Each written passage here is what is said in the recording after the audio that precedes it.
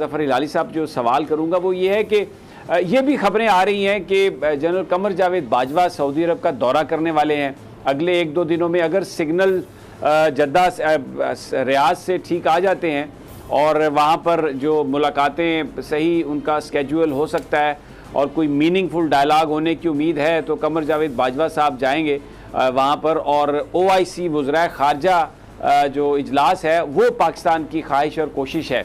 ज़फ़र हिलाली साहब, जो शाह महमूद कुरैशी साहब ने बात कही जिस पर पाकिस्तान में शहबाज शरीफ साहब ने भी रिएक्शन दिया, सऊदीज़ का भी रिएक्शन आया, फिर सऊदी सफ़ीर की जनरल कमर जावेद बाजवा से मुलाकात हुई, आप इस सारी डेवलपमेंट को किस तरह देखते हैं? क्योंकि माजी में इस तरह बिल्कुल खुलकर शायद पाकिस्तान ने सऊदी अरब और OIC के किरदार के हवाले से कोई इस तरह बात नहीं की थी।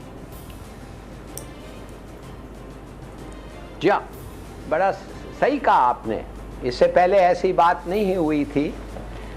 मैं जो हूँ समी साहब, मैं दाद देता हूँ हमारे फॉरेन मिनिस्टर साहब को कि उन्होंने वो स्टांस अडॉप्ट किया जो सही था और एक बोल्ड स्टांस था।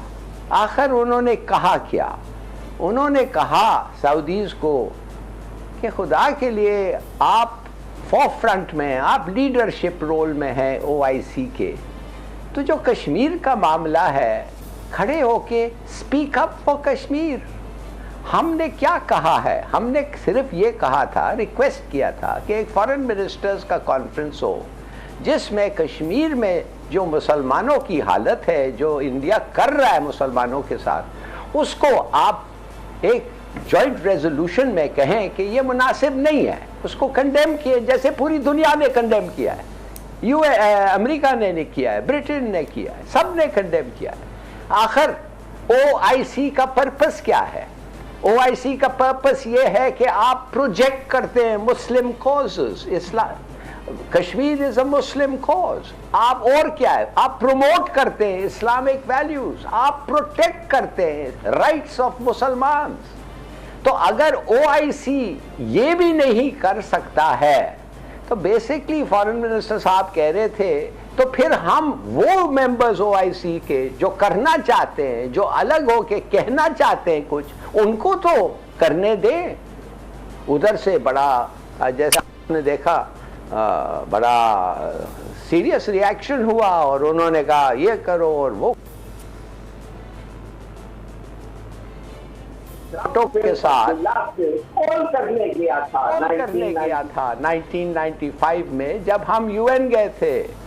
क्राउन प्रिंस अब्दुल्ला ने कहा मेरे सामने कि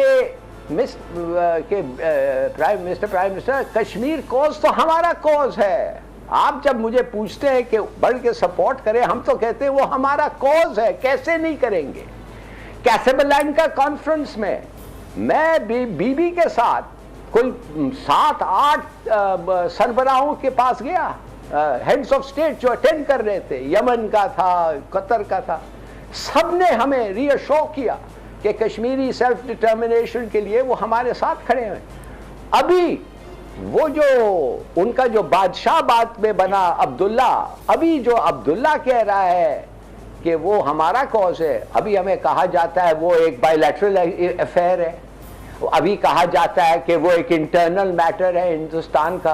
अरे भाई, इंटरनल मैटर कैसा हुआ? हिंदुस्तान खुद इस मैटर को UN ले गया, हम नहीं ले गए, पाकिस्तान नहीं ले गया, इंडिया ले गया, नेहरू ले गया। और उधर उसने जाके कहा आपका जो फैसला है वो हमारे पर मंजूर है, in other words plebiscite, self determination. अब इसको आप बायलैटरल कैसा रहा, ये इंटरनल कैसा रहा ये? तो ये अफसोस से बात है कि मैं ये सब अब इन लोगों का वो बदल गया है, इसलिए अब उनको तेल बेचने की ज़रूरत है। हम समझते हैं भाई, हम समझते हैं कि हर मुल्क के ऐसे इंटरेस्ट होते हैं जो बड़े इंपॉर्टेंट होते हैं। सही है, प्रिंसिपल के ऊपर अगर इंपॉर्टेंट है सेल्फ इंटरेस्ट तो होगा, हम नहीं कहते हैं कि नहीं होगा, ऑब्वियसली होता है। मगर समटाइम जब आप सैक्रिफाइस करते हैं प्रिंसिपल फॉर प्रॉफिट या right for wrong, self determination, उस वक्त फिर आपको कुछ दुश्वारी होती है टू एक्सप्लेन करें दुनिया को, पब्लिक को, मुसलमानों को कि हम ये क्यों कर रहे हैं। अच्छा हिलाली साहब, आपकी क्या असेसमेंट है, क्योंकि सऊदी अरब और पाकिस्तान के दरमियान पुराने ताल्लुक हैं, इसमें कोई शक नहीं कि पाकिस्तान डिपेंड करता है बहुत सारी चीज़ पैसों के हवाले से सऊदी अरब पर, लेकिन सऊदी गवर्नमेंट भी जो हमारी सिक्योरिटी एस्टेब्लिशमेंट है उस पर बहुत डिपेंड करती है। हम उनकी ट्रेनिंग दे रहे हैं, बहुत सारा हमारे हमारे जो फौजी हैं वो वहाँ पर मौजूद हैं। तो किस हद तक ये बात आगे जाएगी, जो इस वक्त हमारी उनके साथ जो नाराज़गी है, क्या उस पर सऊदी अरब का रवैया आप समझते हैं तब्दील होगा, या ये जो कन्फ्रंटेशन वाला माहौल है या नाराज़गी वाला उसे समझूं माहौल है, ये कंटिन्यू करेगा और उसमें शिद्दत आएगी? आपकी असेसमेंट क्या है? देखिए, मेरा ख्वाहिश ये है, असेसमेंट तो मैं आपको दूंगा, मेरा ख्वाहिश ये है कि हमारे जो मोहम्मद बिन सलमान साहब हैं वो थोड़ा सा सुधर जाएं। वो तो फौरन जाके हमला कर दिया था यमन पे, और वो हमला it has cost them so much in terms of self-respect, in terms of national respect, in terms of money, in terms of men lost, माने हर लिहाज से उनका इतना बड़ा नुकसान हुआ है। क्या यमन, भाई यमन किसको थ्रेटन कर रहा था? मैं उधर सफीर रह चुका हूं 5 साल के लिए यमन में। यमनी कभी सऊदियों को पसंद नहीं कर सकते, वो सऊदी नहीं करते, माफ करिए, वो कहते हैं यहूदी। जब मैं बॉर्डर क्रॉस करके उम्रा के लिए जाता था मेनी टाइम्स, वो कहते थे तुम यहूदी क्यों जा रहे हो, तुम इधर हो, तुम पाकिस्तान के सफीर हो यमन में। अब ये उनके साथ बेचारों के साथ जाके लड़ चुके हैं और अब उनको अमन चाहिए। अब वो जो हुतीज है नॉर्थ में, उनका तो कारोबारी काम है, वो तो ट्राइबल एरियाज के तरह हमारे तरह लोग हैं, उनका काम ही यही है लड़ने का लिया। वो कहते हम नहीं मानते, तुम लोग सब निकलो इधर से, मिसाल के तौर पे।